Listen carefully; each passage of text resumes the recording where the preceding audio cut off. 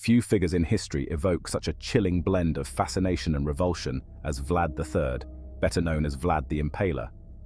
Born in 1431, Vlad ruled the Principality of Wallachia, nestled in the heart of modern-day Romania. He's remembered as a ruthless tyrant who inflicted unimaginable cruelty upon his enemies, specifically through his preferred method of execution, impalement. This horrific execution method cemented his gruesome reputation throughout history. Vlad's name, whispered like a dark curse, conjures up images of forests of impaled victims, their bodies left to rot under the watchful eyes of carrion birds. Yet the story of Vlad the Impaler is not one of simple barbarity. It is a complex tapestry woven from the threads of ambition, treachery, and defiance against overwhelming odds. Vlad's reign unfolded in a period of intense turmoil and uncertainty in Eastern Europe. The Ottoman Empire, a rising power in the east, threatened to engulf Wallachia and its neighbors. Within Wallachia itself, powerful boyar families vied for control, their endless intrigues and betrayals tearing the principality apart. Vlad's reign unfolded in a period of intense turmoil and uncertainty in Eastern Europe. The Ottoman Empire, a rising power in the east, threatened to engulf Wallachia and its neighbors. Within Wallachia itself, powerful boyar families vied for control, their endless intrigues and betrayals tearing the principality apart. It was in this cauldron of conflict that Vlad forged his iron will. He learned early on the fragility of power and the ruthlessness required to survive. His methods were brutal, often shockingly so, but they were born of necessity, shaped by the violence that permeated his world. To understand Vlad the Impaler, one must look beyond the grotesque legends and delve into the historical context of his time. Only then can we begin to grasp the complexities of this enigmatic figure, a man revered as a national hero by some and condemned as a bloodthirsty monster by others. Vlad's early life was marked by instability and danger. His father, Vlad II Dracula, ruled Wallachia as a vassal of the Hungarians, sworn to defend the kingdom against the encroaching Ottomans. As a token of loyalty, Vlad II sent his two young sons, Vlad and Radu, to the Ottoman court as hostages. For Vlad, the experience was traumatic. He witnessed firsthand the Ottomans' might and cruelty, their opulent court masking a core of ruthless ambition. While his younger brother Radu adapted to life in captivity, even embracing Ottoman customs, Vlad seethed with resentment. The years spent as a hostage instilled in him a deep hatred for the Ottomans, a hatred that would shape his destiny. In 1448, Vlad II was assassinated by rival Wallachian boyars, aided by the Hungarians who saw him as a liability. Vlad, now a teenager, was released from captivity and thrust into the maelstrom of Wallachian politics. With the support of the Ottomans, he launched his first short-lived reign as voivode of Wallachia. However, his grip on power was tenuous. The boyars, ever treacherous, conspired against him, forcing him into exile in Moldavia.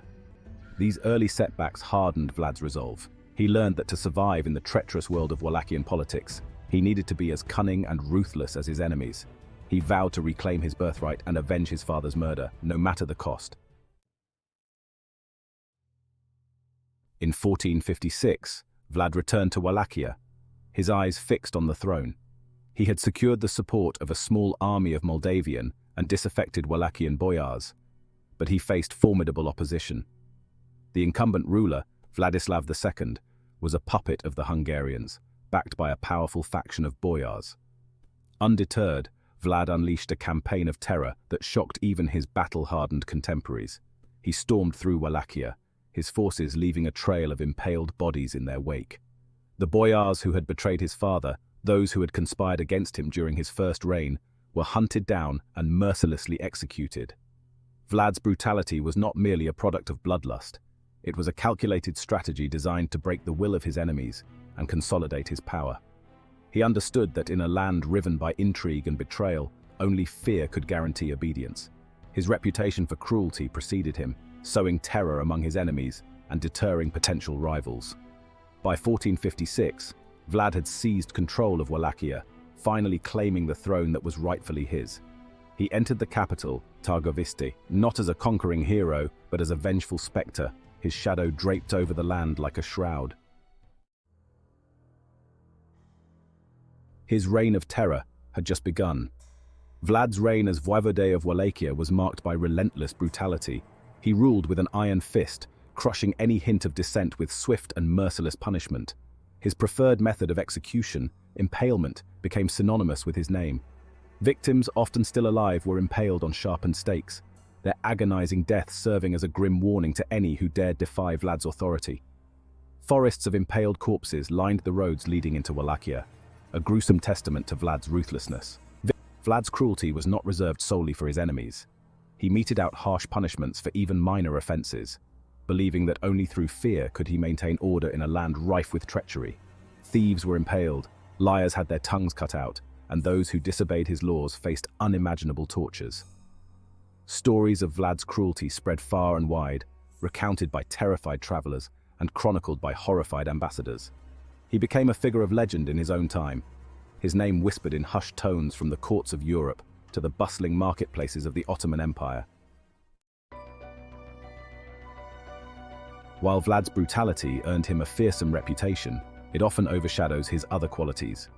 He was a shrewd strategist and a capable administrator who implemented significant reforms during his reign.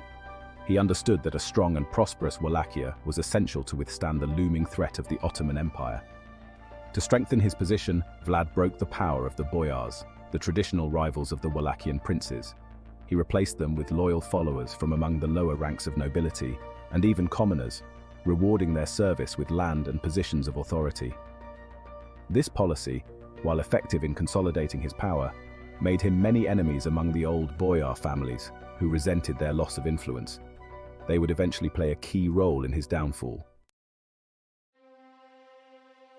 In 1462, Vlad faced his greatest challenge. Mehmed II, the Ottoman Sultan who had conquered Constantinople, turned his attention towards Wallachia.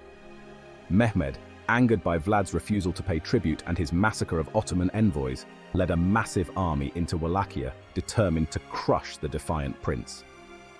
Outnumbered and outmatched, Vlad resorted to guerrilla warfare.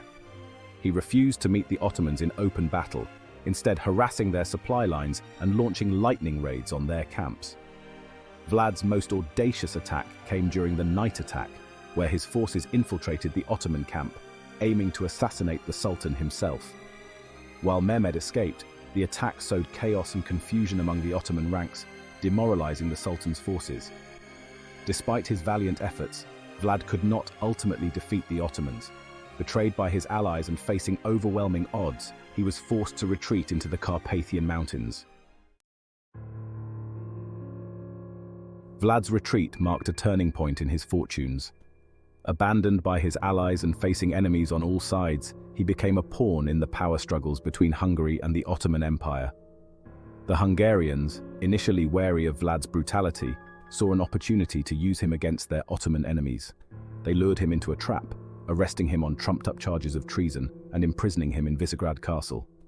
For 12 long years, Vlad languished in captivity, his dream of a free and independent Wallachia seemingly crushed. The once mighty Impaler, reduced to a political prisoner, became a ghost haunting the corridors of his Hungarian prison. Despite his imprisonment, Vlad's legend continued to grow. Tales of his cruelty spread throughout Europe, embellished with each retelling. He became a figure of fascination and horror, his name synonymous with unimaginable cruelty. In Wallachia, however, Vlad's legacy took on a different hue. Despite his brutal methods, he was remembered by many as a just, albeit harsh ruler who had defended his people against foreign invaders and internal enemies. He was seen as a protector of the Orthodox faith against the encroaching Ottomans, a symbol of Wallachian resistance against foreign domination. Monasteries he had founded or supported during his reign remain centers of learning and spirituality, their walls adorned with icons depicting Vlad as a pious ruler, his impalement of Ottoman soldiers depicted as righteous acts of war. Centuries after his death, Vlad's legend took on a new life in the realm of literature. In 1897, Irish author Bram Stoker published his now iconic novel, Dracula, drawing inspiration from Vlad's life and the folklore surrounding him. While Stoker's Dracula borrowed heavily from the historical Vlad's reputation for cruelty and his connection to Transylvania, it also incorporated elements of supernatural horror, transforming the historical figure into a fictional monster, a vampire who preyed on the living. The success of Stoker's novel cemented Vlad the Impaler's place in popular culture, albeit in a fictionalized form. The name Dracula, once whispered in fear and reverence, became synonymous with the seductive but terrifying figure of the vampire, forever linking Vlad's legacy to the realm of the supernatural. Today, Vlad the Impaler remains a figure of enduring fascination. His life and reign are subject of historical debate and popular intrigue. He was a complex and contradictory figure, a ruthless tyrant who was also a skilled ruler and a fierce defender of his homeland. His legacy, a blend of history and myth, continues to captivate and horrify us centuries after his death.